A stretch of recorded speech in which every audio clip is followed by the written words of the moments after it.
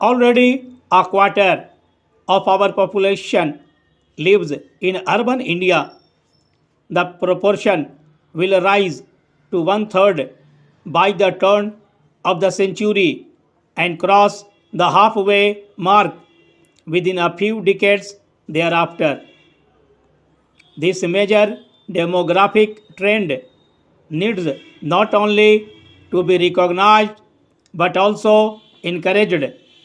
What has gone wrong with our pattern of urbanization is not that there is too fast and furious a flood of people into towns and cities, as that the pattern of urbanization is unbalanced.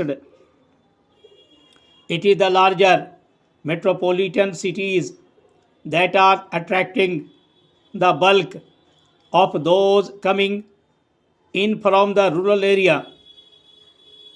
This severely strains the resources of the larger cities without conferring any real benefit on the rural area from where the new entrant have come.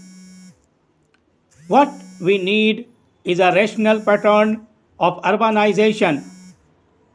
We need to see a small and large towns growing in every district, drawing the bulk of their population from the surrounding rural hinterland. That way, the talent and enterprise of the people will remain into a large extent within the district. Urbanization will be related to rural requirements. Urban settlement will cease to be isolated compartments. It is the compartmentalization of India into rigidly separated rural and urban settlements that has been the worst legacy of the colonial system of local self government.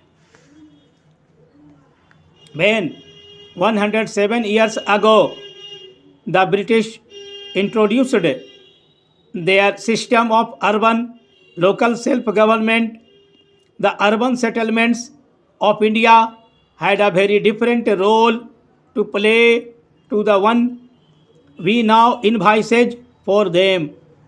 The colonial government of, of the time saw the urban settlements of India as enclaves where they could hide themselves away comfortably from the surrounding reality. They assumed that drains and drinking water, a street lighting, and a street cleaning were needed only for themselves and their dependent. It was assumed that civic amenities are not for rural India. 5 decades into independence, the reality has changed, but the shell remains much the same. The law makes it obligatory to provide civic amenities for all recognized urban settlement, but the strained resources of the urban local bodies make it almost impossible for them to meet urbanization. It is also this settlement that will progressively and in phases serve as the focal point for industrial growth centers. Thus, we bring together the recommendations of the National Commission on Urbanization and our scheme of growth centers